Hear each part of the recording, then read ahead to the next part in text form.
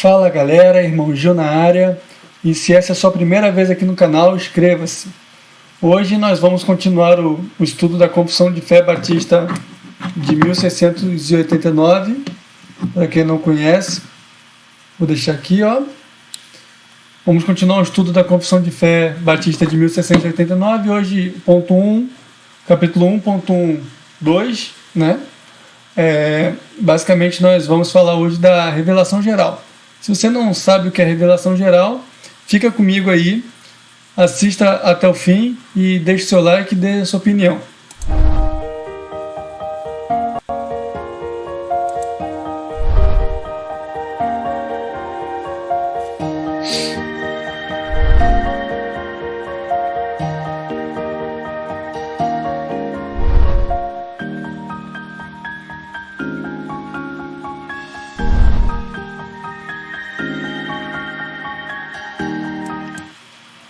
Bom, sem mais delongas, né? Primeiro, boa noite para quem está assistindo aí, boa tarde, bom dia. Esse tópico, né? Que eu dividi por tópicos para ficar mais curto. Esse tópico ele é relativamente pequeno. Então vamos à leitura do ponto e depois nós vamos comentar e explicar o que esse ponto significa. O texto diz assim: embora a luz da natureza e as obras da criação e da providência se manifestem a bondade, a sabedoria e o poder de Deus a ponto de tornar os homens indesculpáveis, ainda assim não são suficientes para oferecer aquele conhecimento de Deus e de sua vontade que é necessário para a salvação. Então esse ponto ele informa para a gente basicamente duas coisas. Primeira coisa, todos os homens são indesculpáveis diante de Deus, pois Deus tem se manifestado aos homens na obra da sua criação. O segundo ponto é que o reconhecimento dessa manifestação não é suficiente para redimir o pecador. Então são duas coisas muito importantes. Deus tem se revelado ao homem, o que torna todos os homens indesculpáveis. E o segundo ponto é que o conhecimento dessa natureza de Deus, ou dessa manifestação de Deus, ou da revelação geral de Deus, não é suficiente para trazer redenção ao pecador, para trazer salvação ao pecador. Então, basicamente, o que é que nós temos aqui? O primeiro argumento a favor de que todos os homens são indesculpáveis diante de Deus é justamente a noção de divindade que todo ser humano tem.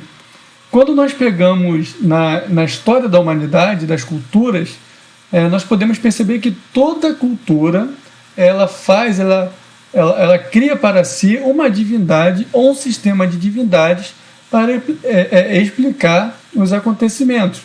Então, basicamente, aqui é o que Romanos 1 diz, que as pessoas, ou o ser humano, ao ver a criação, ao contemplar a criação, ao invés de adorar o Criador, ela cria para si ídolos com base na criação, ou seja, nós temos, por exemplo, no panteísmo, a ideia de que a natureza é Deus, né? Deus é a natureza e a natureza é Deus, ou seja, Deus é tudo e tudo é Deus.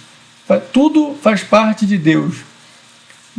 Onde é que está o erro dessa abordagem? Que, na verdade, a criação ela vem de Deus, mas Deus não é a criação.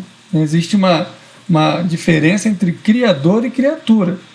Então, no sistema panteísta, tudo é Deus e Deus é tudo. Nós temos também o sistema politeísta, que cria para si diversos deuses, muitas vezes para explicar os fenômenos naturais. Então, quando você pega, às vezes, tribos, né, de índios dentro do Brasil, que é a nossa realidade, que não tem contato com o exterior, você vê que eles adoram sol, adoram rio, ou seja, eles focam na criação, aquela adoração que deveria ser única e exclusivamente para o Criador. Mas essa própria fagulha, essa própria noção do divino que o ser humano tem, né, inerente em todo ser humano, ela é uma prova de que existe o divino, só que o homem deturpa a adoração que deveria ser somente para Deus, e então começa a adorar animais, começa a adorar seres humanos, né? Cria para si estátuas para adorar essas estátuas, então isso torna o homem indesculpável perante a Deus.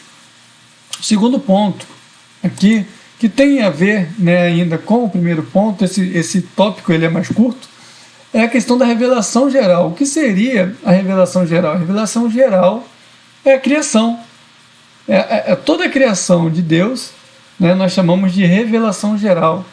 Os atributos de Deus que se pode ver na natureza, o próprio amor, a moralidade inerente em todo ser humano, essa noção do que é certo e o que é errado, que já vem, né, em todo ser humano, que alguns naturalistas vão contrapor, que é a questão social, que é o meio que cria essa noção de certo e errado, mas nós podemos perceber que existe um padrão, né, realmente de moralidade daquilo que é adequado e aquilo que não é considerado adequado, né, o que é considerado certo e o que é considerado errado. Então essa noção de certo e errado, talvez você nunca tenha pensado nisso, mas para que nós possamos ter um referencial do que é certo e do que é errado, nós temos que ter um referencial daquilo que é perfeito, ou daquilo que é o alvo último, e daquilo que é imperfeito. Então essa noção de um certo e de um errado absoluto, isso é errado independente da situação, independente da sociedade, isso é certo independente da situação, independente da sociedade, ela aponta para um Deus que tem atributos imutáveis, que é perfeito, que é aquilo para onde nós podemos olhar e comparar toda a realidade a partir daquilo. Se nós não temos esse porto, essa âncora para nos apoiar, nós realmente ficamos sem nenhuma base para considerar o que é certo e o que é errado. Então, basicamente, esses dois pontos, eles tornam o ser humano indesculpável perante a Deus, porque tanto o fator externo, que é a criação, quanto o fator interno, que é essa moral, elas apontam o tempo todo para Deus. O homem, porém, na sua soberba, ou na sua busca pelo conhecimento, ao invés de focar a busca cada vez mais no conhecimento de Deus, faz então uma busca no sentido contrário, de cada vez mais virar as costas para Deus. Então, no dia do julgamento, nenhum ser humano poderá se dizer não conhecedor de Deus, porque tudo que se pode saber de Deus, Deus se revela não de maneira extensiva ou de maneira integral, mas o que se pode conhecer de Deus, a ponto do ser humano se tornar indesculpável perante a Deus, se revela na natureza, né?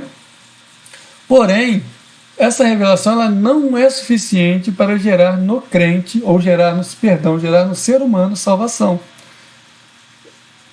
Tanto é que no próximo vídeo nós vamos estudar, ou vamos ouvir, que Deus então se manifesta de diversas maneiras durante o tempo para trazer ao homem essa redenção, para resgatar o homem, para salvar o homem, para mostrar de maneira clara qual era a sua vontade, expressar de maneira clara qual era a sua vontade. Essa vontade expressa de maneira clara da parte de Deus para o ser humano, nós chamamos então de revelação geral, ok? Então, basicamente, esse vídeo é mais curto. Esse ponto ele é um ponto não tão fácil de compreender, mas também não é um ponto polêmico.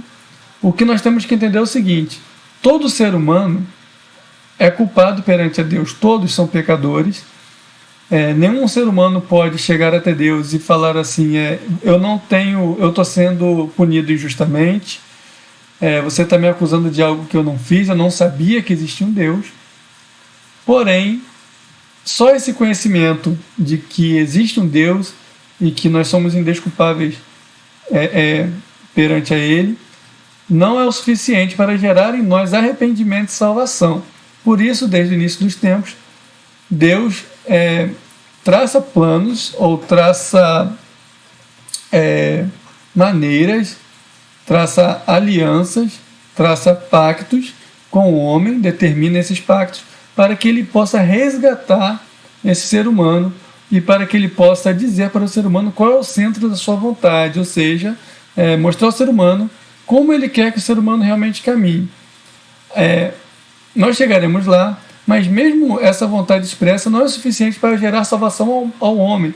Nós vamos chegar lá na frente à conclusão que somente o sacrifício de Jesus na cruz é suficiente para trazer ao ser humano redenção e gerar ao ser humano salvação. A glória sempre é de Deus, né, no sacrifício de Jesus. Por isso que a salvação ela depende de arrependimento e fé.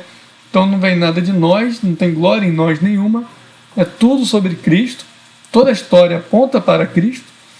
E a salvação ela unicamente mediante ao sacrifício de Jesus. Espero que você tenha gostado do vídeo. Foi um vídeo mais curto. Estou sempre aberto a críticas, a sugestões. Se vocês tiverem sugestões de outros temas que não a confissão de fé, eu também estou aberto a ouvir vocês, tá? A ideia do canal aqui é realmente edificar um pouco de conhecimento que eu tenho, né? Trazer a vocês. E espero vocês no próximo vídeo, tá bom? Fiquem com Deus e até a próxima.